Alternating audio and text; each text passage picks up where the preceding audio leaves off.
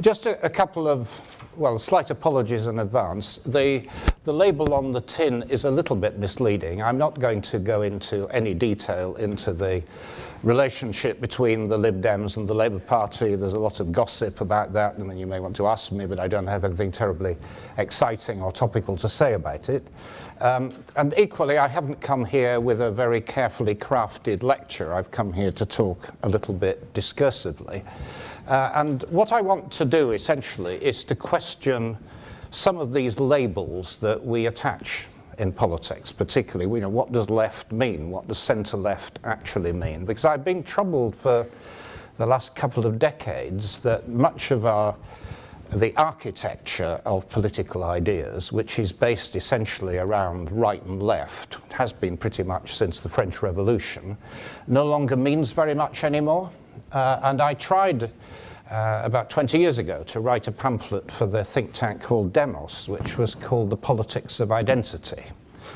And I returned to this a decade later, and I now want to update it, because if you reflect a little bit on what's happening today, now there are big debates going on about you know, who was responsible for the economic crisis, what do you do about it, you know, austerity, what does it mean, who's to blame, I mean, all of those things, and people do get het up about them.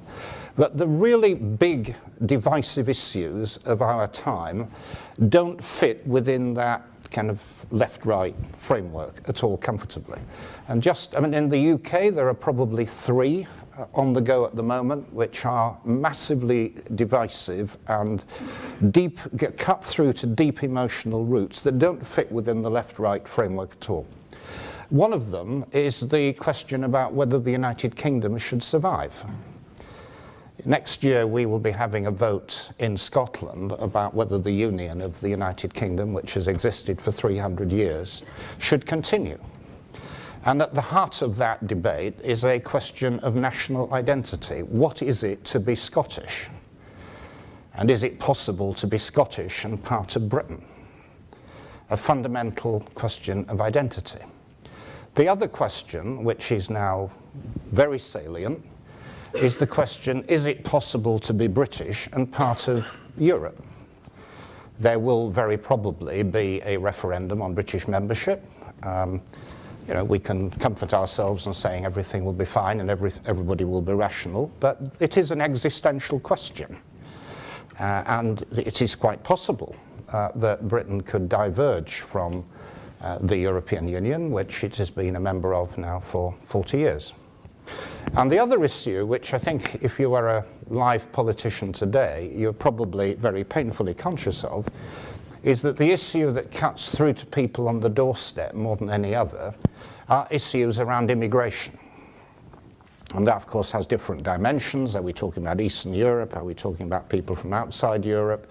But that issue, which is essentially an issue around identity, is very much at the centre of the political debate. And the challenge to those of us who consider ourselves to be, you know, moderate, left-leaning, how you deal with that issue.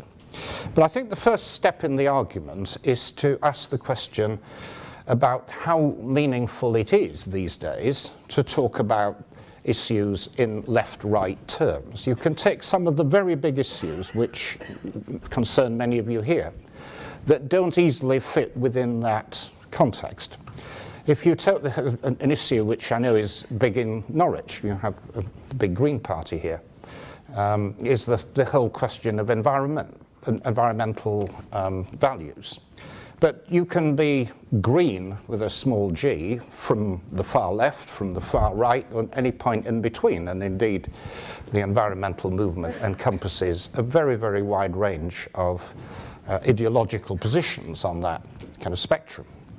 Or you take the whole civil liberties agenda. It's often argued from the left, people like Jeremy Corbyn, very articulate in the House of Commons, or people on the right like David Davis, finding themselves on the same side of the argument. The current topical issues around Assange and Philip Snowden and the whole issue about national security versus privacy It brings together people who would normally consider themselves to be on the left, the progressive left of politics, but equally people who are libertarian, and often very libertarian, quote, right-wing, whatever that may mean. So that these are issues, environment, civil liberties, which cut right across the traditional ways in which we think about left and right.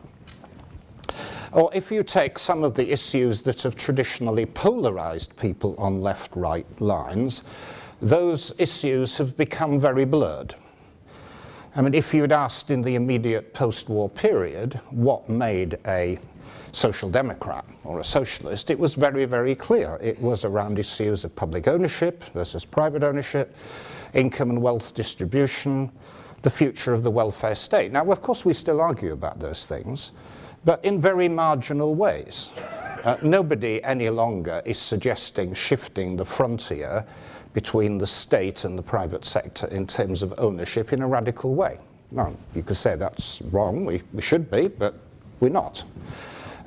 Or we could take the future of the welfare state. There are bitter arguments, and maybe they're justified arguments about specific things like the bedroom tax, so-called, but nobody is, I think, fundamentally questioning the need for reform of the welfare state. Nobody believes that you can avoid the issue of unaffordability, the fact that it is increasingly disengaged from the public buy-in, and issues around income and wealth inequality. I mean, are very serious. But I don't think any political party in the normal left-right spectrum is suggesting radical changes. I mean, I will go out and argue for mansion taxes and more progressive income taxes, but nobody's suggesting that it's possible in some fundamentally radical way to change the distribution of income and wealth. So that traditional left-right debate, it still exists, and it still provides a platform in the House of Commons and between the parties, and it will no doubt be what people will talk about at the general election. But the spectrum of views is these days a very narrow one, and there is a very substantial overlap between somewhere in the what you could loosely and perhaps carelessly call the middle ground. I think another reason for believing that this traditional left-right approach is becoming increasingly fuzzy and disconnected from political reality is the way that we, as a world, and particularly Western Europe, has responded to the recent economic crisis. We shouldn't underestimate the fundamental nature of the financial crisis we've been to. It was a very, very profound crisis of capitalism. It's the kind of thing Marx and his contemporaries wrote about, and it happened. It happened 5 years ago. The massive collapse of financial institutions and enormous havoc was wreaked, and we're still paying the price for it. But what has happened is we haven't had a polarization of opinion based on left and right, except possibly in France, temporarily with Hollande, but that only lasted a few months. Elsewhere, there has been no revolt against capitalism. You know, you'd say, well, there should have been, but there hasn't been. The system has remained largely intact in the United States, which was in some ways the epicenter of this crisis. Of course, you've had Obama as president, but the Congress swung to the right. In this country, we've had a shift away from the Labour government, not radically, but it changed.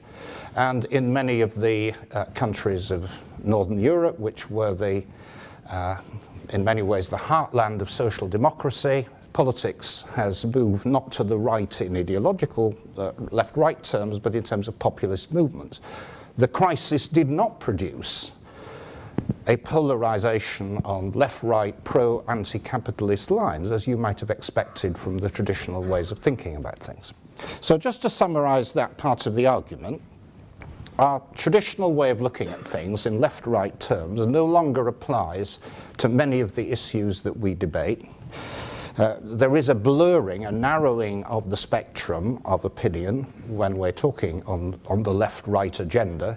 And this current crisis, far from having produced a concentration of opinion around left-right solutions to capitalism and its problems, has, if anything, diffused them even further.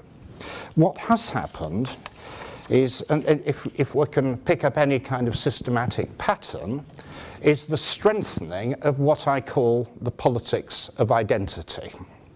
And let me just give illustrations about what I mean. When I wrote my first pamphlet 20 years ago, I was fascinated by the fact that in the wake of the fall of the Soviet Union, what had emerged in Eastern Europe was a whole series of ethnic conflicts, which in Yugoslavia produced a war, but elsewhere produced rather similar phenomena. In a hitherto fairly quiet country like Czechoslovakia, the Czechs broke away from the Slovaks, and the Slovaks started arguing with the Hungarians in their midst. And there were similar stories throughout Eastern Europe. It was about identity. It was about what Isaiah Berlin once called the politics of the soil. In the United States, which is the center of Western democracy in many respects, what one saw happening at that stage was the emergence of a new kind of politics based around religion, born-again Christianity, social conservatism. Again, nothing very much to do with what you might call left and right in the traditional sense, but religion, faith, identity, very much at the heart of politics. But coming back to this today, if we run through the main Western democracies, we see these forces very much alive, but in rather different ways. In the UK, as I said, we have the issue of the future of the United Kingdom and Scotland's role in it. We have the European Union and our role in it. We have immigration as a big divisive issue. In France, the National Front is a very powerful political force, may well challenge for the presidency next time round. In Northern Europe, you find in Norway, in Denmark, Sweden and Finland, populist movements which are nationalistic, anti-immigrant, and very disrespectful of the social democratic consensus as it existed for a couple of generations. Those of you who follow the series Borgen will know of that rather ugly character who represents this populist movement. And there are similar fundamentalist type movements across. Or Holland. In my first pamphlet, I cited Holland as the best example of a European country that had actually come to terms with its diversity.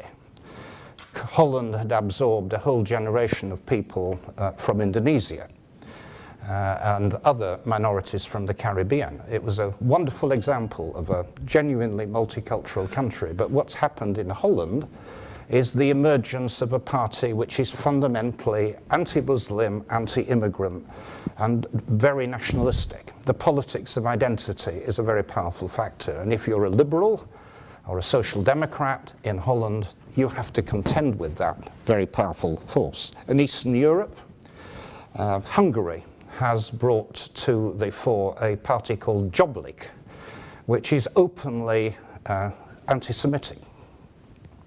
I just come back last week from Russia. I was there leading a trade mission, but I made a point of talking to liberals and others, civil liberty protesters of different kind. And they said that what really worried them most about their country was not just the creeping authoritarianism of the government. I mean, it is an issue, it is a very worry, but the growth of open racism, anti-Semitism, and the politics of identity of a very, very virulent kind. And the slightly perverse phenomenon that the man who 6 months ago was seen as the darling of liberalism in Russia, Navalny, who ran against the mayor of Moscow, has openly embraced these extreme kind of racist type of politics. And in the Far East, you've never had a left-right politics in quite the same way that we recognize here. But those of you who are following the politics of East Asia will see in Japan, in Korea, and China the re-emergence of a very extreme and, in many ways, very threatening form of nationalism. So identity politics is something which is very much there and very widespread. Now, I'm presenting it to you in a rather pejorative way, But it doesn't have to be. I mean, there are contexts in which the politics of identity can be managed and in many ways could be seen as a progressive force. The country that I probably have most dealings with other than the UK is India, for a mixture of family and professional reasons. And India has the biggest democracy in the world, and its democracy is very largely based on the politics of identity. People don't vote because they think a party is slightly more or less right-wing or has a different view about the role of private enterprise. They vote on lines of caste, of religion, of region, and language. And governments consists of different coalitions of those identity parties. And it's managed very skillfully, and there are arguments about fairness between these different social groups, but the heart of their democracy is the politics of identity. Or we could take the United States. I, like many people, was absolutely thrilled that Obama became president and was then re-elected. I thought it was a wonderful moment. But he did so in substantial part by being able to mobilize minorities. You know, a massive, not surprisingly, a massive support amongst black voters and a very substantial support amongst Latinos, a growing proportion of the population. And the debate around immigration in the United States has been used to, in many ways, empower the Latin Spanish-speaking minority. You could say that's actually rather healthy. But it is the politics of identity being played out in a large Western democracy. So if I pull together those different threads, what conclusion can one draw about them? The politics of identity is widespread, but it is very different. This is not like the interwar period, when the pernicious theories of race were prevalent in many parts of Europe. In some cases, the issue is about nationality, sometimes about religion, sometimes it's about region. Sometimes it can be quite gentle. I mean, you know, as somebody who lived in Scotland and was involved in Scottish politics, I don't find Scottish nationalism very threatening, but it is a form of identity politics. A second feature is that these trends, these politics of identity phenomena, are very much associated with economic stress. What we see happening is in the aftermath of the crisis, the austerity which has followed it almost everywhere, people respond to that not by traditional activities, you know, demanding, operating through trade unions or the traditional politics of the left. They're very often searching for a form of identity as a way of expressing protest or in other respects. The question then is, if you belong to, you know, what we can loosely call the centre-left, if you believe yourself to be moderate and rational, how do you respond to this? I mean, what is a sensible way in which politicians should engage with this new kind of agenda? I don't think I know the answer, and that is why I like to raise the question. But I think there are some very, very broad principles that one can operate from. I think a sensible response to the politics of identity is to believe that we actually have multiple identities. I mean, I see myself as a Londoner, as British, as European, and more widely. I have children who were born in Scotland, Scottish. They had an Indian mother, so that they are Eurasian, you could say. They have certainly identified themselves as British and European. And in a society where people are confident that they have a multiple identity, this kind of politics can be managed. When it becomes dangerous is when you get an insistence you can only have one identity. There was a rather interesting debate over the weekend between my colleague, the new Scottish Secretary, and his opposite number in Scotland, a debate on television. And the insistence from the Scottish nationalist is that you cannot be a Scot unless you believe that Scotland should be an independent country. It's not possible to have a Scottish identity as part of Britain. And that hits at the heart of what I mean by multiple identity. I represent a seat in southwest London. Increasingly, there is a upwardly mobile, successful Asian population, mainly Indian. And most of the people I meet in that group will say, I am a Sikh, I'm an Indian, I'm British, I'm a Londoner, and are comfortable in their own skins as having this multiple identity. Where it becomes dangerous is where people say to them, you are a minority who do not belong, or where they say to other people, I'm a believer in a particular fundamentalist faith, and everyone else is excluded from it. So it seems to me that the best reaction to the politics of identity is to say that we all have multiple identities. And that is actually the foundation under which tolerance is based. I think the second fundamental principle is that we have to acknowledge that we are part of an open global system. We're part of the European Union, we're part of a global framework of rules, and I think a progressive position to have is a belief in that system, that we do not retreat from all the forces that have been thrown up by globalization by putting up barricades. We believe, certainly as members of the European Union, in a rules-based system that governs a whole lot of economic factors, the single market, competition, state aids, but also social Europe and the rules that lie behind that. So what I think we do have to defend is the principle of an open economy and an open society based on rules. And I think the third element of fundamental principle to defend a progressive position in a world where there is a politics of identity is the belief in a mixed economy.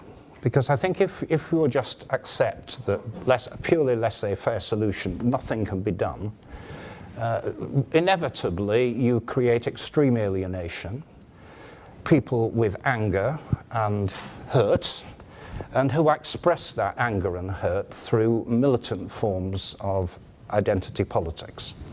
So that's why I believe, I don't want to go in at the moment to all the arguments around government policy, but I do believe it is right that we should have an interventionist approach to the economy. That's why I'm, for example, pursuing an industrial strategy.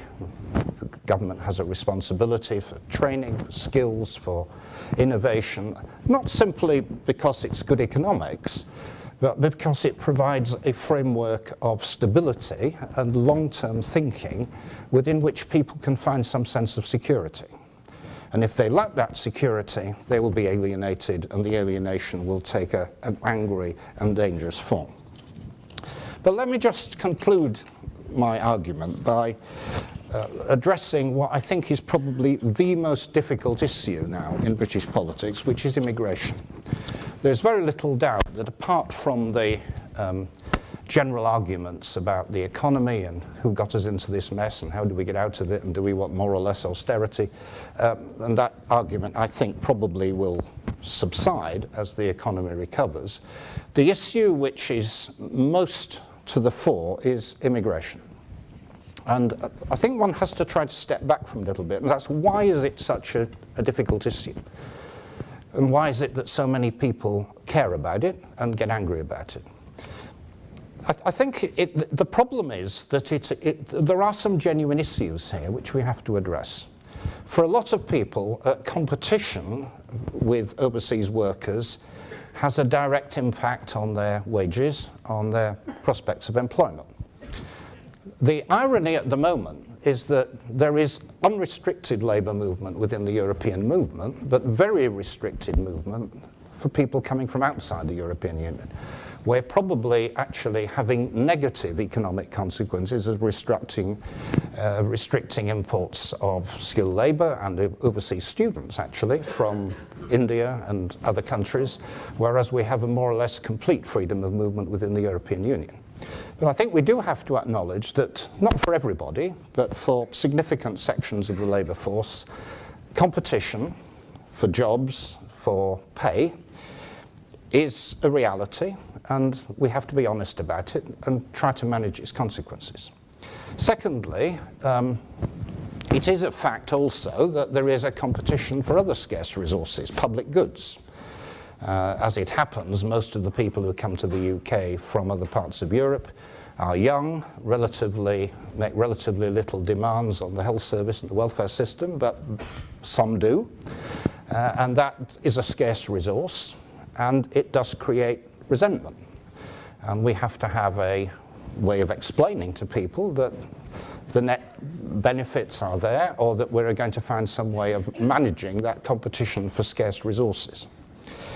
I think a third element in the anxiety about immigration is a popular sense that somehow this is out of control. It is, of course, fed by populist politics, but it is a widespread feeling.